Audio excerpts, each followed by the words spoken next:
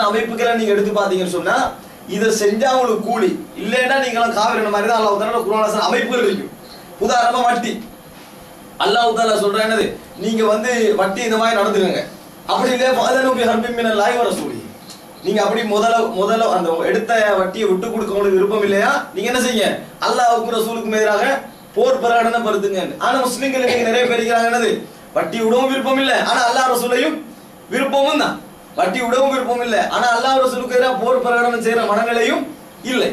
இப்ப இந்த வசனத்துக்கு ஒரு கட்டாயம் ஒரு விளக்கம் நம்ம என்ன செய்யணும் முழுமையா எடுக்க வேண்டியிருக்கு. ஏன்னா இப்ப அல்லாஹ் தஆலா குர்ஆனில் இங்க எப்படி சொல்லிக்கிறான் வலில்லாஹி அலன்னாசி ஹிஜ்ஜுல் பைத்தி மன் இஸ்ததாக இலைஹி சபீலா வமன் கஃபர ஃபஇன்னல்லாஹ கனியுன் அனில் ஆலமீன். ஹஜ் செய்வது கடமை எவர் நிராகரிக்கிறாரோ அல்லாஹ் தஆலா உலகத்தாரை விட்டு தேவையற்றவன். இன்ஷா அல்லாஹ் அது சம்பந்தமா பின்னால வரும். இப்போ இது ஒரு பகுதி. இரண்டாவது நம்மளுக்கு விளக்கணும்னா ஹஜ் விடுவது என்னது மிகப்பெரிய பாவம்னு சொல்லி சில ஹதீஸ்கள் வருது. எவர்கள் ஹஜ்ஜை வேண்டும் என்று விடுகிறாரோ அவர்கள் யூத நசாராக்களை போன்றவர்கள் அல்லது அவர் யஹூதியாவோ நசரானியாவோ மரணிப்பார். இந்த மாதிரி செய்திகள் எல்லாம் பலகீனமானவை. அந்த மாதிரி வரக்கூடிய செய்திகள் எல்லாம் லைஃபான பலகீனமான செய்திகள். இது ரெண்டு தான் வலுவுக்காக இருக்கிறது. எது ஹஜ்ஜி விடுறது வந்து பெரும்பாவனத்துக்கு வலுவாக நிற்கக்கூடிய ரெண்டு சொன்னா இந்த ரெண்டு தான். யூதராக மரணிப்பார் நசரானியாக மரணிப்பார்லாம் வருது. அதெல்லாம் லைஃபான ஹதீஸ்கள். இந்த ரெண்டு தான் மிகவும் வலுவான அம்சங்கள். அடுத்தது ரசூலுல்லாஹி ஸல்லல்லாஹு அலைஹி வஸல்லம் ஹஜ்ஜை பத்தி சொல்லிக்கிற சிறப்புகள். ஹஜ் கடமையான ஒருத்தர் போறதுக்கு விரும்பல என்று சொன்னா அவர் பெரும்பாவம் செய்யறாரு அழைக்கிறோம்.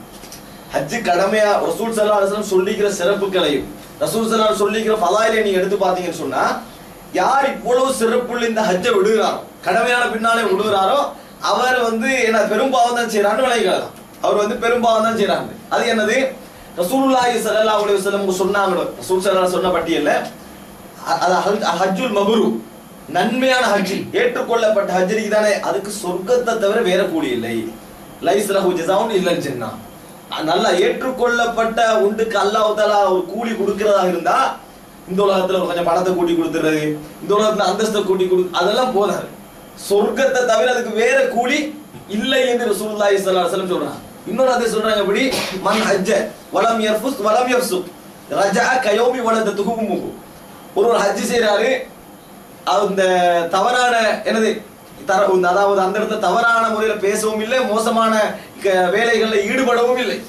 அந்த நிலைமையில ஈடுபடாம அவர் ஹஜ்ஜை செஞ்சு முடிக்கிறாரு. அப்படி திரும்பி வந்தால் அவர் வந்து அன்று பெற்றெடுத்த குழந்தைக்கு என்ன நிலை இருக்குமோ அந்த நிலையில என்ன செய்வாரு திரும்பி வருவார் ரசூலுல்லாஹி ஸல்லல்லாஹு அலைஹி வஸல்லம் சொல்றாங்க. இப்ப இந்த மாதிரி சிறப்புண்டு கூறப்பட்டு அது எங்கள் மீது கடமையான பின்னால் நாங்க விட்டவன அர்த்தம் என்ன எங்கள் மீது கடமையானது எங்கள் மீது கடமை செய்யணும்.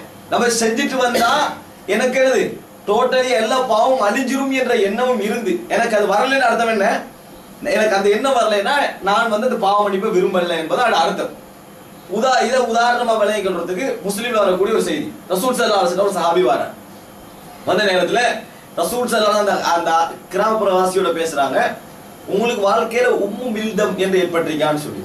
இப்ப அவர் என்ன உம்மு மில்தம்னா என்ன கேட்கிறாரு. அப்ப ரசூல் காய்ச்சல்னு சொல்றாங்க. அவருக்கு காய்ச்சல்னா என்னன்னு தெரியாது. அவருக்கு எங்களுக்கு யாருக்கா காய்ச்சல் என்னன்னு தெரியாமீங்கம்மா அவருக்கு காய்ச்சல் என்றாலே என்னன்னு தெரியாது. அப்ப ரசூலுல்லாஹ் சொல்றாங்க ஹர்முன் பைனல் ஜில்தி வல் லஹம் தோலுக்கும் சதைக்கும் இடையால போகக்கூடிய ஒரு சூடு என்றான். தோலுக்கும் சதைக்கும் இடையால போகக்கூடிய ஒரு சூடு என்றான். இல்லை என்றார். அப்படி ஒன்று ஏற்படலை என்றார் இது வரைக்கும். அப்ப அவருக்கு ரசூலுல்லாஹ் புனை பேர்ல சொல்றாங்க தலைவலி ஏற்பட்டிருக்கான்னு சொல்லி. தலைவலினா என்னன்னு கேட்கிறாரு. அவருக்கு தலைவலின்னா என்னன்னு தெரியாது. அவர் வந்து இல்லை. அப்ப ரசூல் ஸல்லல்லாஹு அலைஹி சொல்றாங்க தலைவலி என்றது ஒரு சின்ன காற்று மூளையுடைய நரம்பு வந்து அசைக்கக்கூடிய ஒரு சின்ன காற்று என்றார். அது ஏற்படலை என்றார். அவரை பேசிட்டு போயிட்டாரு திரும்பி. அப்ப ரசூல் ஸல்லல்லாஹு அலைஹி சொல்றாங்க மன் சர்ர அய்யந்துர இலா ரஜுலின் மின் அஹ்லின் நாரி ஃபல்யந்துர் இலைஹி. நரகவாதிகள் ஒரு ஆளை பார்க்கணும் இவரை பார்த்துக்கங்க. நரகத்துக்கு போற ஒரு ஆளை பார்க்கணும் என்றால் நீங்க இவரை பார்த்துக்கங்கன்னு சொன்னாங்க. இது என்னதுக்கு சொன்னாங்க சொன்னாங்க காய்ச்சல் வராவத்த நரகவாதி தலைவலி வராவத்த நரகவாதின்றதுக்கு அல்ல. அந்த ஹதீஸை பார்த்தாலே விளங்கணும்னு சொன்னா அல்லாஹ் குர்ஆன் வசனம் நீங்க எடுங்க. இருக்கிற குர்ஆன் வசனங்கள்ல ஓதினா யுகஃபிர் அன்கும் சய்யிஆத்திக்கும் நிறைய கேட்டிவீங்க. உங்களுக்கு வந்து சின்ன சின்ன பாவங்களை அல்லாஹ் தஆலா மன்னிப்பான்.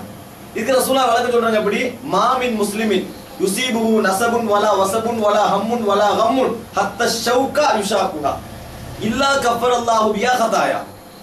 ஒரு மனிதன் அவனுக்கு ஏற்படுற டயட் ஒரு மனுஷனுக்கு ஏற்படுற டயட் அவனா பண்ற டயட் கூட்டு பெற முள்ளு அவனுக்கு ஏற்படுற கவலைகள் அவனுக்கு ஏற்படுற நோய்கள், இவைகள் மூலம் அல்லாஹ் தஆலா என்ன விரும்புறான்னு சொன்னா அந்த மூமினுக்குரிய பாவங்களை அல்லாஹ் தஆலா என்ன செய்யறான்? மன்னிக்கிறான். சின்ன சின்ன பாவங்களை மன்னிக்கிறான். அப்ப ஒரு மனிதனுக்கு இயல்புல அது ஏற்படும். இயல்புல அந்த காய்ச்சல் அந்த வருத்தங்கள் ஏற்படும். ஏற்பட்டா என்ன செய்யும்? இயல்புல அவனோட பாவங்கள் மன்னிக்கப்படும். இது இயல்புல ஏற்படக்கூடிய நோய்கள். ஒருத்தருக்கு அல்லாஹ் தஆலா இந்த உலகத்துல அதை கொடுக்கவே இல்லைன்னு சொன்னான்.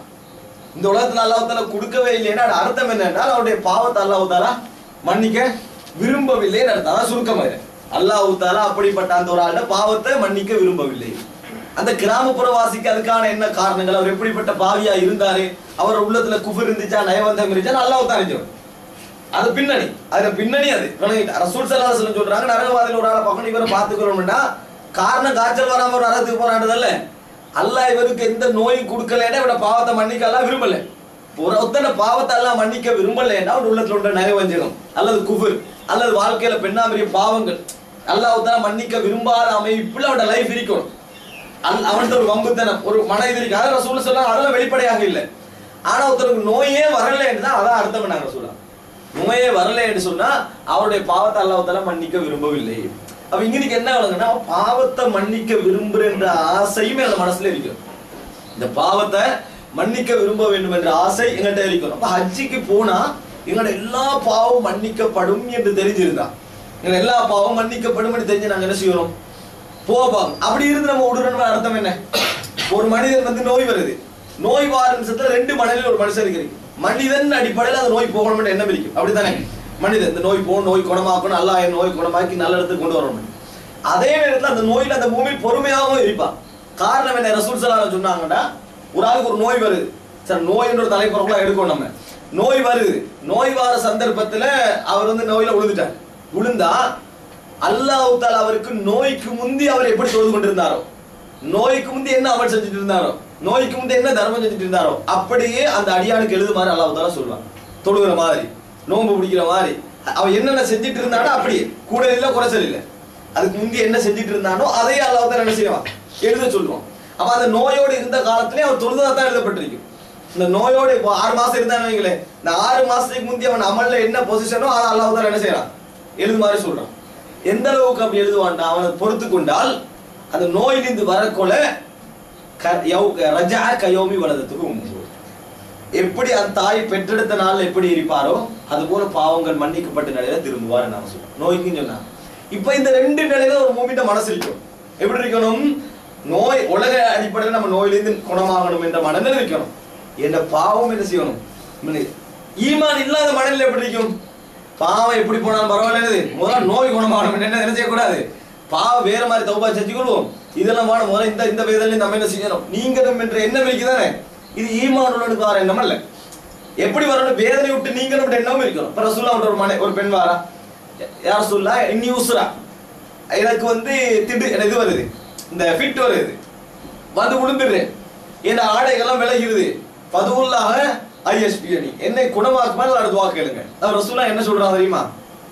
அது வந்து தொடர்ச்சியான நோய். ரசூலுல்லாஹ் அந்த துஆ கேட்கலன்னு வைங்களேன், அது ஒரு பரம்பரை நோய் மாதிரி. அது என்ன நடக்கும்? அவன் மௌத்தா வரைக்கும் அந்த நோய் இருக்கதான் போகும். மௌத்தா வரைக்கும் அந்த நோய் இருக்கும்.